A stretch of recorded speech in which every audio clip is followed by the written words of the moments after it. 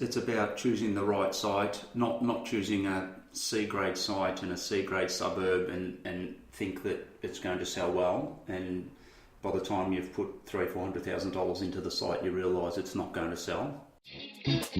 You are listening to the Property Developer Podcast, your home for tips, ideas and inspiration to help take your developing to the next level. Now here's your host, Justin Getty.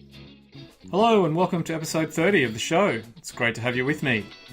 I have a terrific discussion coming up with a developer who I'm sure will inspire you to bigger and better things.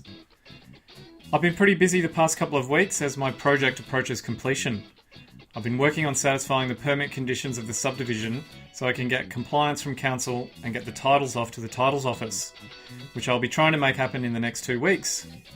The only outstanding item on the list is the electricity, and that is now with the retailer who we're using to set up the new accounts.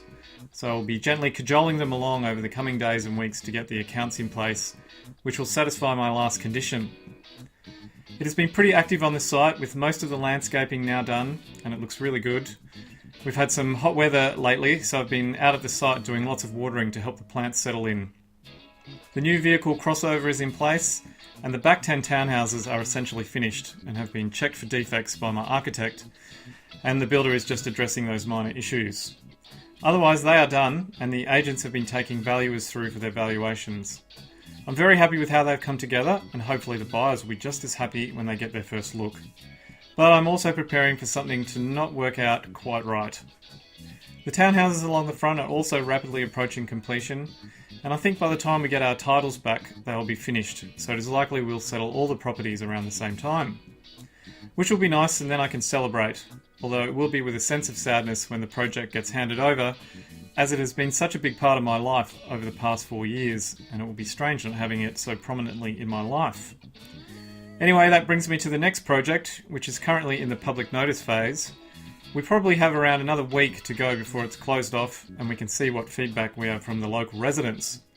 I have been contacted by one neighbour who is not happy with our colour scheme and the visual bulk she will see from her backyard, so I'm trying to see what we can do to alleviate that. I might suggest some screening plants to obscure the view and see how that is received. Okay, on to today's guest, Danny Ciarma from Urban DC.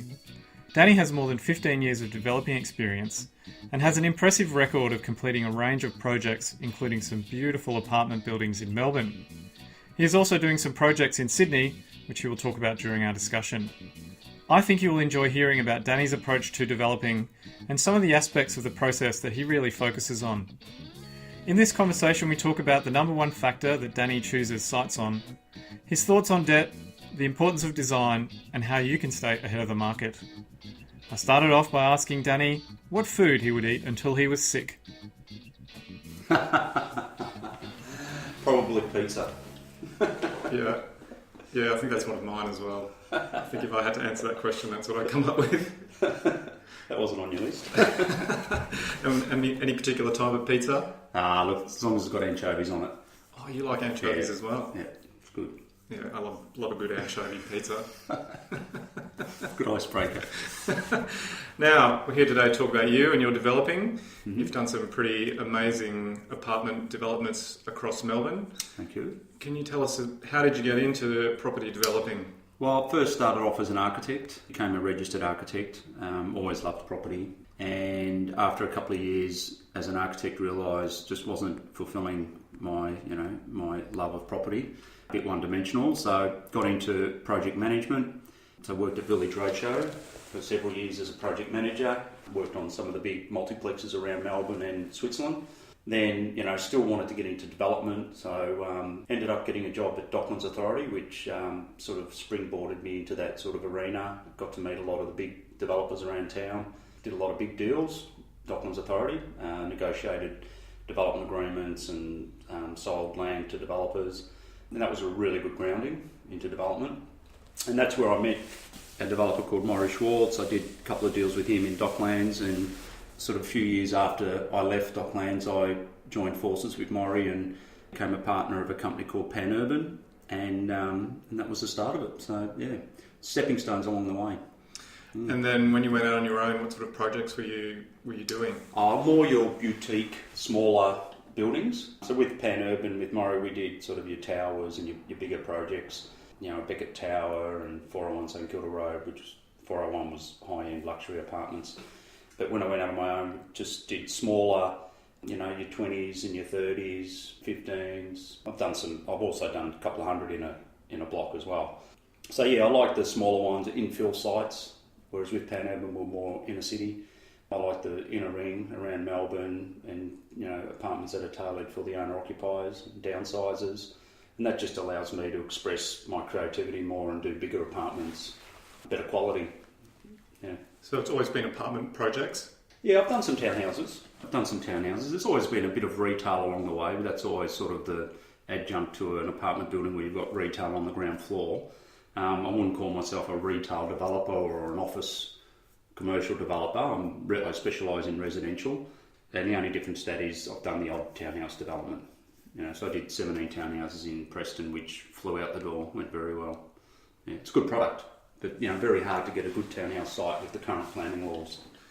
Yes, well, we might come to planning laws and their challenges later on. And what about your current projects? Because you've got a few on the go at the moment. Could you tell us a bit about those? I've just finished Oscar Brighton in Brighton, sort of near Church Street, near the pantry there. 26 owner-occupier apartments. That went very well. It's all settled and it's been finished now for about 8 months. And I've got another one in Carlisle Street, 308 Carlisle Street, which was the old BP site. So I purchased that and I've got 38 apartments above 4 retail shops with basement car parking. And, that was tailored to the owner-occupier and it was quite amazing. I just thought it'd be a local market, but, buyers from Kew, Bulleen, Mount Eliza, all over the place, Caulfield, all inquired and purchased. And, probably about 3/4 of the stock actually is owner-occupier. People with kids have even purchased, I had to consolidate two medium-sized apartments to create one large 4-bedroom apartment. So, I sold that for around 1.8 million, which was probably a price record for an apartment in Balaclava, I'd imagine. So that's that project. It's under construction, basement built. It's starting to, in a couple of months we'll start to head upwards. 4-level building and due to be finished early next year.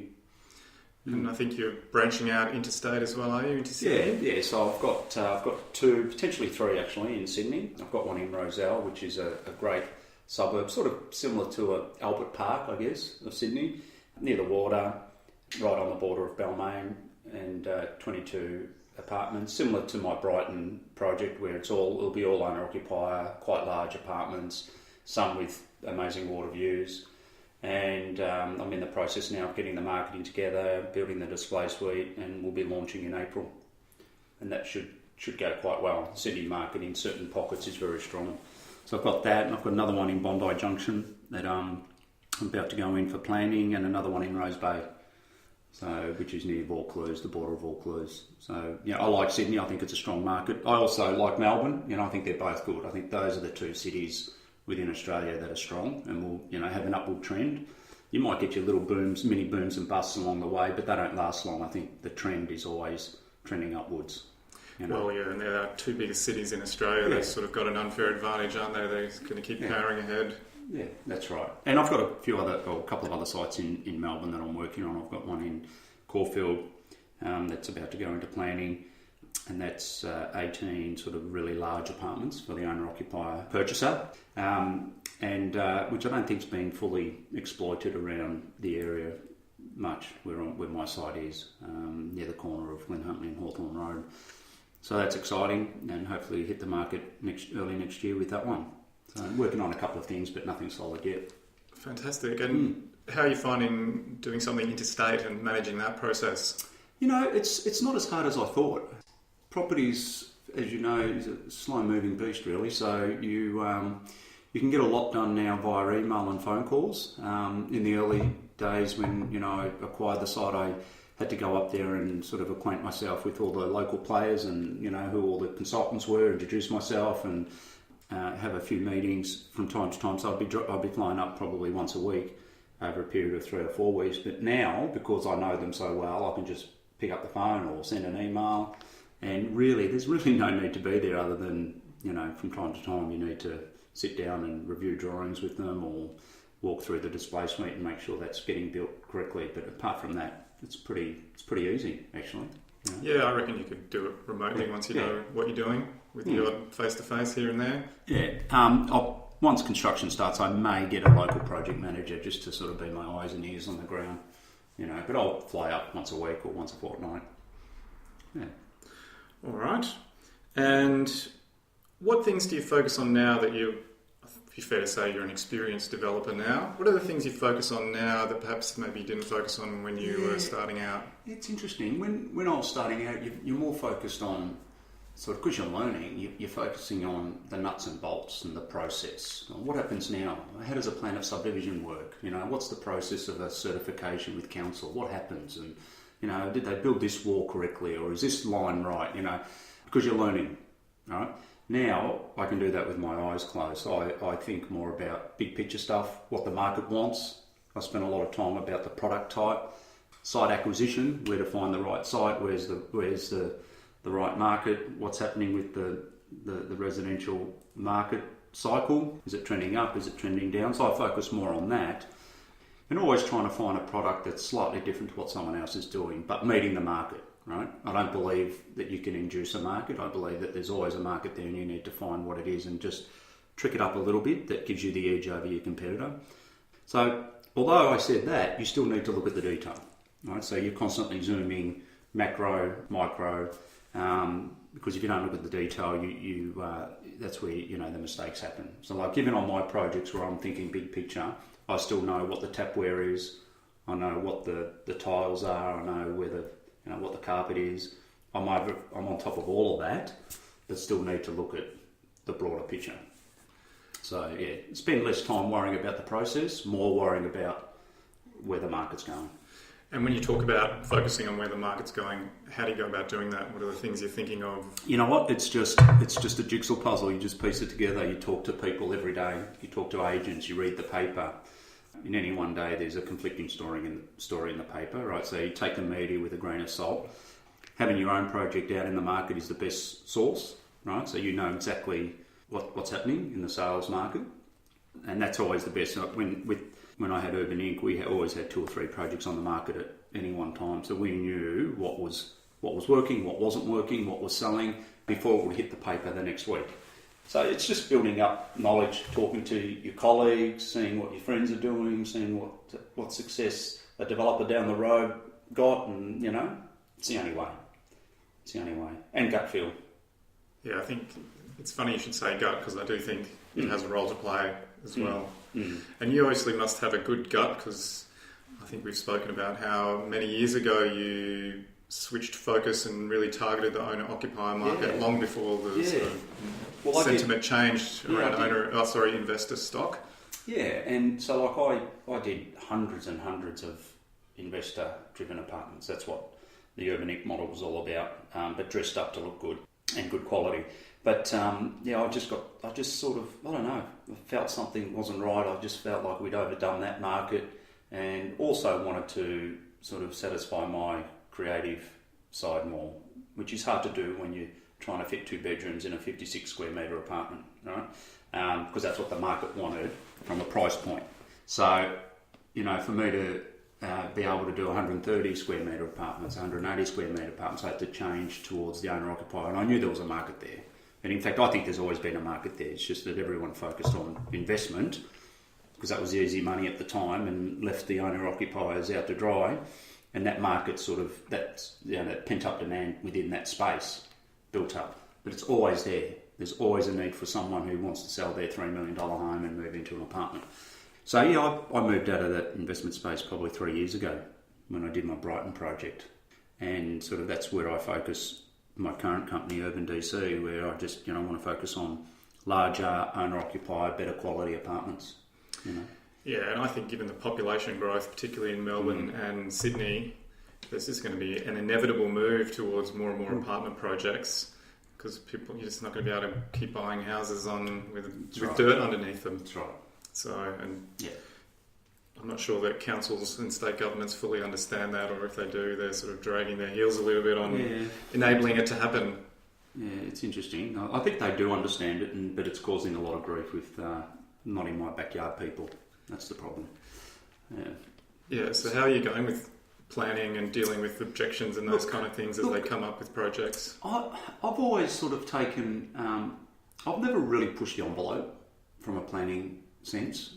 If a DDO says discretionary 4 levels, I sort of either go for 4 or maybe try and sneak in a hidden 5th level, which is generally considered acceptable. So I never go for 7 or 8 and then, have a fight with council, have a fight with the objectors and end up in VCAT. Very rarely do I do that. Well, I don't. So I always try and sort of purchase a site where I know there's going to be strong planning support. That's not to say you don't get your objectors, you always do. But I haven't been in VCAT for quite a while, which is good. I've always had my permits issued by council, which is refreshing. That is good. I've got some colleagues who haven't had that support from council, even though they've had planning policy support and ended up in VCAT and still lost. So it's a bit of a toss of the coin sometimes. Oh, it is sometimes, that's right. All right. What do you reckon you've learnt about yourself along the way? I've probably learnt that I'm more risk adverse than I thought, which is a contradictory of terms for a developer, because what I do on a day-to-day basis is probably considered very risky for the average person on the street. But I do think as far as developers go, I'm probably more risk adverse than a lot of other developers out there. And, touching on the planning, I always make sure I buy a AAA site.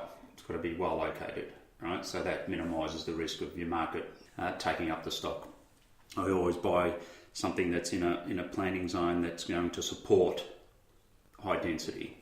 And I just sort of manage every risk aspect well, and I don't sleep well until I know that risk is bettered. So I am risk adverse. When I was doing the larger developments, I did feel uneasy, and I feel a lot more comfortable doing the smaller ones. So if something goes wrong, you can generally throw money at it and fix it. Whereas with the big ones, you're talking bigger numbers.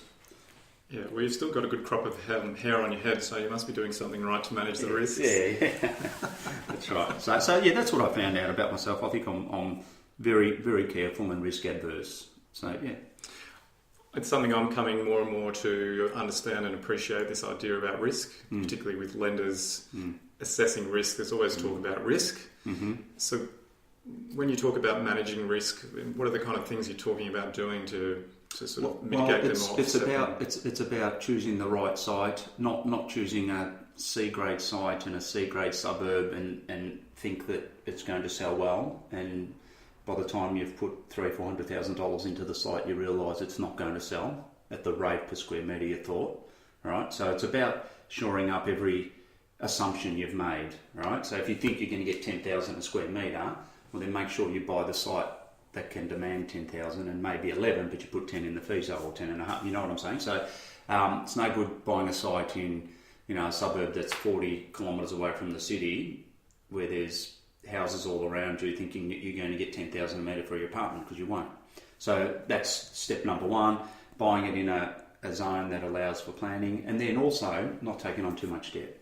Right. So I think the biggest risk that developers do is they capital stack their projects to the hilt, where they borrow equity, then they borrow MES, and then they borrow the senior, and everything's borrowed and coupons are clicking over, and at the end of the day the lenders are the ones taking the profit, not the developer. So I understand that you have to start somewhere, but sometimes you need to probably do smaller projects where the debt is less when you're starting, rather than jump too big. And then what, would you work up to that, or you can just try and work keep up it within? If your desire is to do big projects, sure, work up to that. But my desire is to stick with the smaller ones and put more equity into it and make sure that there's more room for movement if things do go wrong. And how do you go about cycling through those projects, moving on from one to the next and recycling your capital through them? It's the hardest thing for a developer. It's very chunky, very, very lumpy cash flow. And that is the hardest thing. And the only, you either have to have your own cash and do projects that your cash flow allows, right? So, Smart Developer once coined the term developing within your cash flow, right? Which some developers do. But, when opportunities come along and it's a great site and whatever, there's nothing wrong with bringing on a partner. You can bring the money in, or borrowing the equity short term or whatever. Developers do that. I'm not against that per se. It's just that when the whole capital stack, when everything's borrowed on a large project, that's when you can get into trouble, right? Unless the market's very kind to you. So how do you manage it? It's just that you really just have to manage when your projects are finishing and when you're jumping into the next one, and and a lot of that's luck more than anything. But yeah, just get to a position where you've got reserves. Okay, so it sounds like just something you build up over time. Of course, there's no get-rich-quick scheme in this world. I think there's a lot of people out there who actually don't subscribe to that point of view. Well, the average person on the street think, oh yeah, well, just developers are making a shitload of money, let's go and buy this, let's do it, and then they wonder how they're going to get the money. It's not that easy. It's something that the ones that are making money have built up that expertise over 20, 30 years. It's generational, some of it. So it's stepping stones. Yeah, my colleagues and I, other people that I know who do developing, we always kind of have a bit of a chuckle how people have this very simplistic view about developing, about how easy it is. Buy a site, get a planning permit, build the houses, sell them all, Sure. job done, go to the Bahamas. Yeah. Well, there's actually a lot of stuff that happens in between then. Nice in theory. And sometimes it does happen. Sometimes if the market, timing is everything, and sometimes some people, the taxi driver and the doctor and the lawyer jump in and make good money and think that's normal. But then it's the ones that can do it when the market's weak. They're the ones that know what they're doing, right? So when the market's weak, if you don't have the expertise, that's when you'll get into trouble. And have you been through one of those weaker markets? I've witnessed downturns. Yeah, it's terrible. Yeah, in 2004 with Pan Urban, there was a huge downturn where you couldn't give away apartments, and we were settling watergating docklands, and that was tough. Well, we got through it all. Even in a huge downturn, there was only a 10% fallover, but it was ugly and messy, and purchasers not being able to settle because the valuations came in so low, and it was hard. What do you reckon you learned from that period? That's put a big scar on me, I think, because when it comes to settlements, I'm always very edgy. Even since then, I've never really had major defaults. I'm always edgy come settlement time. I always make sure that I communicate with my purchasers on a monthly basis, keep them up to speed with how everything's going.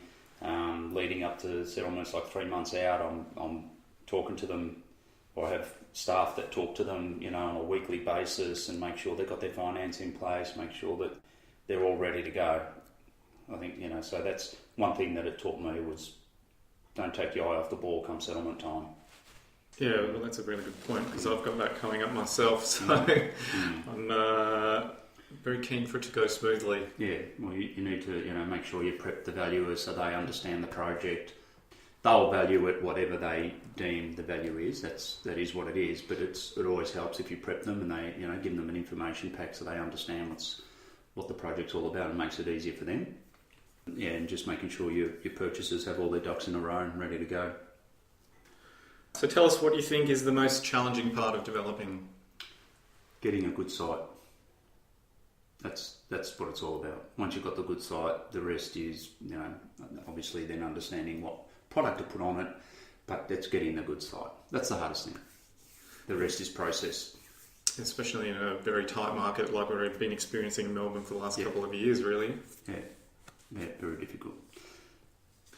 What's the most difficult business decision you've ever had to make? Saying no to a site. I get thrown a lot of sites at me, on a weekly basis, daily basis, and it's knowing, and it only comes with time and experience, it's knowing which one passes the smell test before you even start working on it. Whereas in the older days, I used to just spend a heap of time on a site only to find out that, location not so good. So now it's really, I get it. As soon as I see a site, I know, not for me.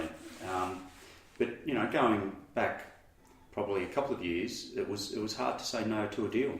If someone came up to you and said, "I've got a really good site here," all the numbers looked right, and even in a JV capacity, I've had to say no, and that's hard because you feel like you're missing out, and then it starts grating on you. Oh, should I have done it? But I think your gut feel tells you that if it's wrong, it's wrong. There's nothing worse doing a deal that's wrong and then you're stuck with it for the next 3 or 4 years, and it drains all your cash and takes all your attention away from a site that you could be working on that would be much more successful. Yeah, and that point about draining your inspiration, I think, is important as well if you get it wrong. Yeah. And I guess experience also shows that there's always another deal. It's always another deal. Yeah, always. So, and it's hard to say no, but like they say, there's always a train leaving. I'm interested to hear what you've sacrificed or given up along the way to get where you are today. I don't really know. Sacrifice, I love it so much, I don't even feel like I'm working, to be honest, so I wouldn't call it a sacrifice.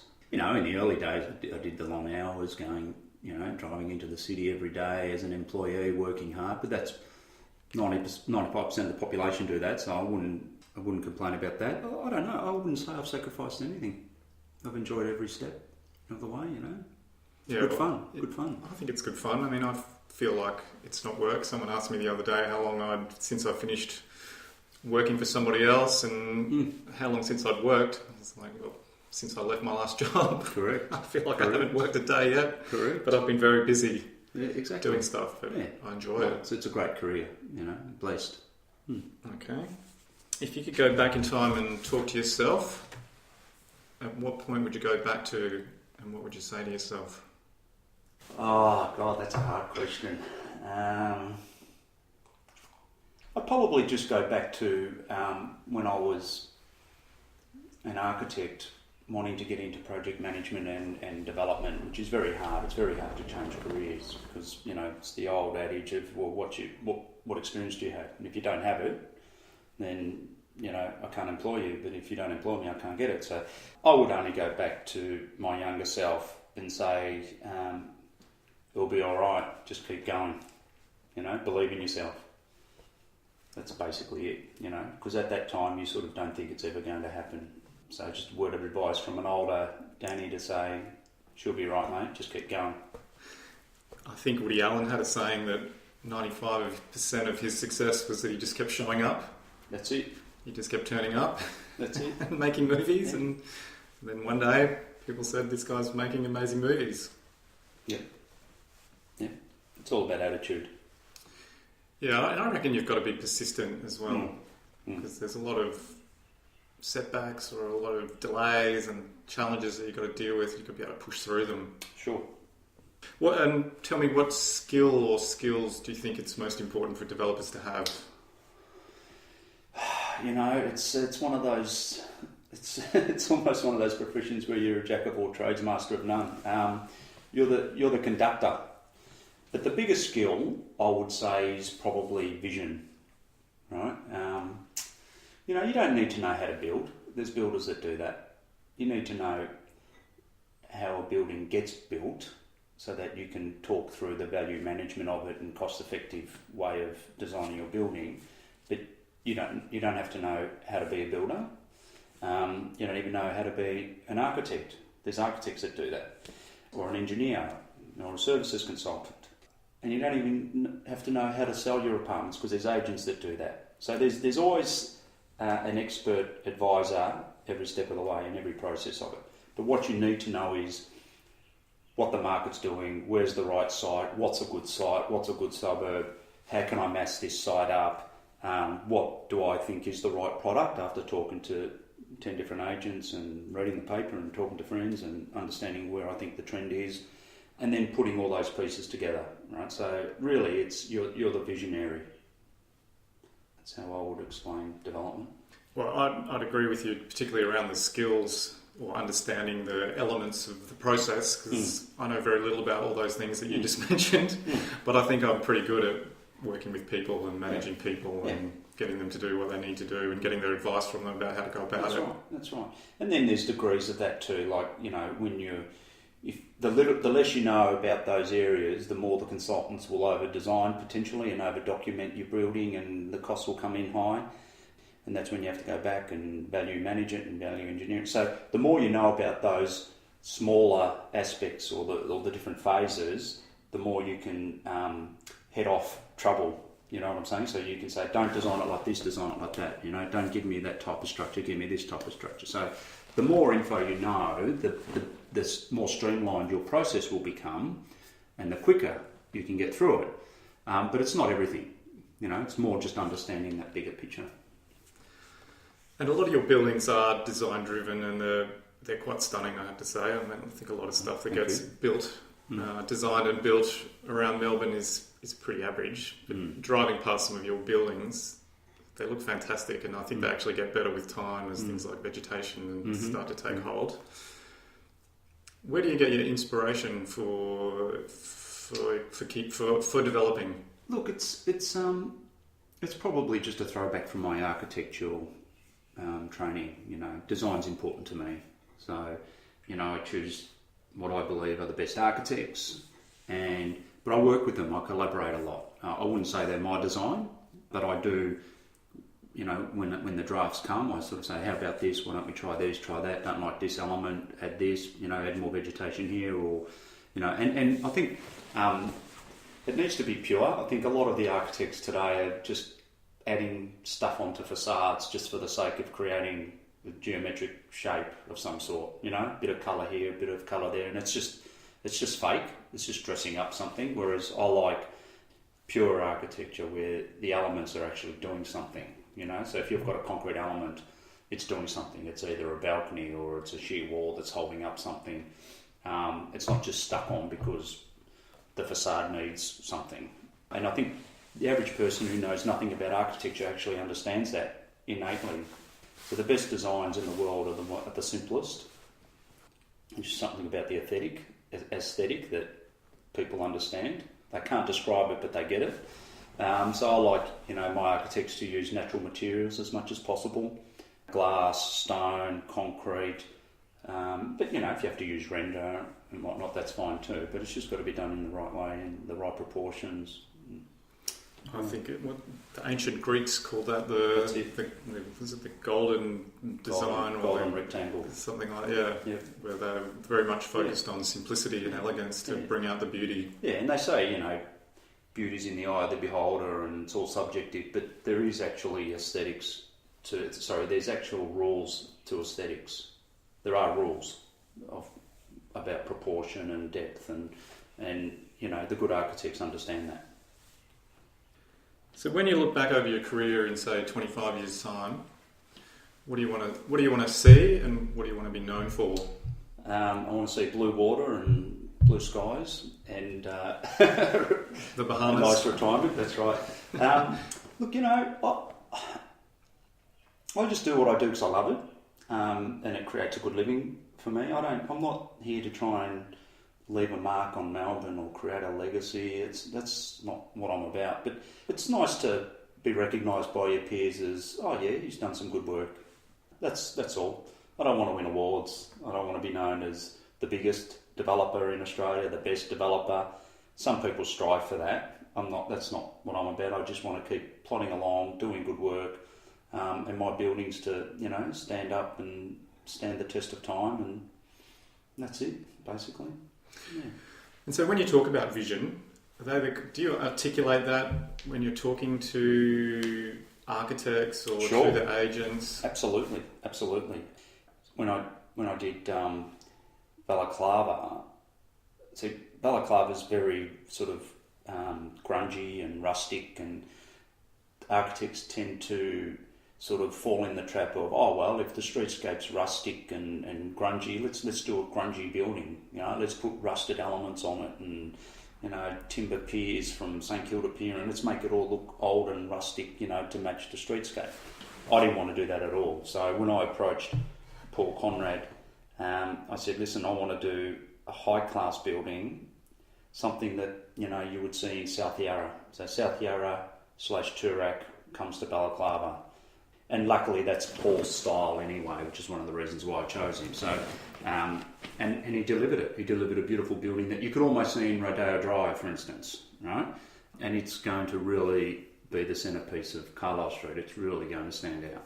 And, you know, people who have seen it in the marketing have said exactly that. They've said, oh my God, it looks like something in South Yarra, which is what I wanted. So I do set the tone and the style of what they are to design. Because if you just say, design me a building, you'll get anything. Who knows what you'll get? So you have to sort of set the parameters of what you want, what your vision is for that area. Yeah. And then in terms of your planning, are you doing any forward planning, sort of 3 years out, 5 years out, I want to be doing this project or that kind of project? Do you get it down on paper at all? Like goal setting? Goal setting and like business planning? No, it probably should be, but I'm not. It's too hard to predict. You know, I could get a phone call tomorrow by someone and says, I've got a great site, and that changes everything, throws everything up in the air. No, not really. I don't. I just keep doing what I'm doing every day, and, you know, I do know from time to time, you know what, I need another site, and I'll ramp that site up a bit more. So I'll ramp up, call more agents, people I know, whatever, start searching real commercial, you know, when I feel like, I think I need another site, right? This one's finishing in 12 months and the other two are in planning, and I feel like there's going to be a bit of a void. So that's when I ramp up the acquisition side, right? In my day-to-day activities. Then if I end up that I've got, you know, 4 or 5 projects on the go and I'm feeling like, well, this is enough for me to handle, I just close off and I'm not worried about what else is out there. So that's the extent of my forward planning, right? Which you do have to look 2 or 3 years out because projects do have a long digestion period. Yeah, they certainly do. One of the big drawbacks of developing the timelines from end start to finish. Yeah, but I don't sit there and set goals going, in 5 years' time I want to have, you know, 5 projects under construction. In 10 years' time I want to have 50. No, I don't do that. When you switch into that acquisition phase, so are you looking to get the site and then sort out the funding or the investment side of it after that? Or is it to get full investment? No, it's about finding the site. It's about finding a site, and then I'll worry about how I'm going to buy it, you know, and that might be in a joint venture capacity, it might be outright, you know. If I had no cash reserves and had a couple of sites on the go, I probably wouldn't be that excited about finding the next site. But I know when I'm ready to find a site, and that's when I sort of march into it. Start feeling it in your bones. Yeah, that's right. Yeah, and it is a bit about that. Yeah. All right. Tell us, what tip have you got for developers out there who are looking to take their business to the next level? What tip you have for developers out there who are looking to take their business to the next level?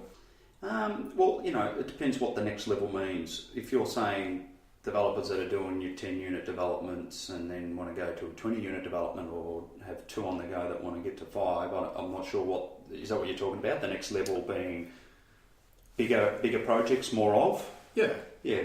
Look, my only advice would be, which is we discussed that a bit earlier, don't get into too much debt and just be careful of the way you capital stack it.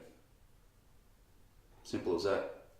Because what you end up doing is you end up doing donuts and basically churning and everyone else is getting a cut of the profit and you're not. And so how do you ensure that doesn't happen? Is that about finding good financial advisors? It's growing incrementally and not too quickly, so that you're not giving too much of your project away.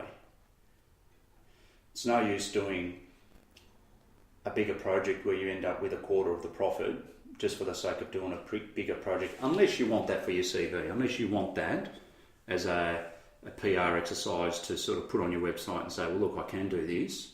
That's fine, there's different drivers. But if it's purely getting bigger to make more profit, why would you do a project that's 4 times bigger than you normally could do and only getting a quarter of the profit by way of bringing partners in? All right? You're defeating the purpose. You're taking on more risk, right? More headaches for the same amount of money if you did a project that was a quarter of the size all on your own. So big isn't always better. Right? Yeah, I just finished reading a book about the Morgan Bank. And the guy who set it up, Junius Morgan, and he wrote a letter to his son, Pierpont Morgan, who set up JP Morgan in New York. And that was exactly his advice. He said, growing slowly and steadily is the best strategy for getting a successful business. Yep. Slow is smooth and smooth is fast. Yes, well, if only it was smooth and fast in property developing, Danny. No, that's right. All right, so if people are interested in finding out more about you or about Urban DC, where can they go? Look, I mean, urbandc.com.au. my website. There's all the projects that I'm working on, past projects. Drop me a line if they want. There's an info email there if they want to drop me a line. Happy to talk. All right, Danny Ciarma, thank you so much for sharing your insights and time with us today on the Property Developer Podcast. I'm very grateful to you. Thanks, Justin. It's been good to talk, and best wishes for all your projects over the coming years. Thank you, and you too. Thanks. See you, Danny. See you. Okay, there you go. I trust you enjoyed that conversation with Danny. I thoroughly enjoyed sitting down with him and talking about developing. Danny has delivered some beautiful buildings, so I would encourage you to check out the Urban DC website and see what he has been up to. I took away a couple of important points from our discussion, and they are: 1. Buy in AAA locations if you expect the highest returns. We all know the importance of location, and Danny made a great point around not expecting to achieve high prices if your location won't support it. Don't buy in B-grade locations and expect A-grade results, just to make your numbers work, as you are setting yourself up for failure. What's that saying Warren Buffett has? Better to buy a great company at a fair price than a fair company at a great price. Same applies to real estate. 2. Consider how much debt you take on. Danny offered some prescient advice on debt. Are you giving away too much of the deal for your own good? Is a little of something bigger better than more of something smaller? It can be hard to pass up a deal, but remember, you are going to be working on this for a couple of years, so you want to get rewarded appropriately for all the effort that is going to be required. 3. Focus on staying ahead of the market. Danny suggested some good ways of staying ahead of market trends, such as keeping in touch with agents and possibly speaking with other developers so you can remain aware of what buyers are looking for. This can help ensure you remain relevant in the marketplace and bring something to market that is desirable. Alright, that's another show almost done. Thanks again for listening in. Don't forget you can find me on Instagram at Property Developer Podcast, and all the past episodes of the show are over at www.propertydeveloperpodcast.com. So until next time, may all your sites be in AAA locations. You've been listening to the Property Developer Podcast. Tune in next time for more tips, ideas and inspiration to take your developing to the next level. For more developing love, make sure to visit propertydeveloperpodcast.com.